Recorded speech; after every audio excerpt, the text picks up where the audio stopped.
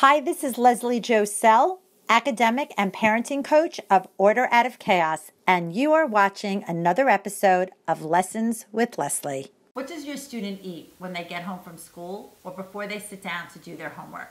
Have you heard about the power of the protein? Protein is brain food. It literally helps the brain focus better.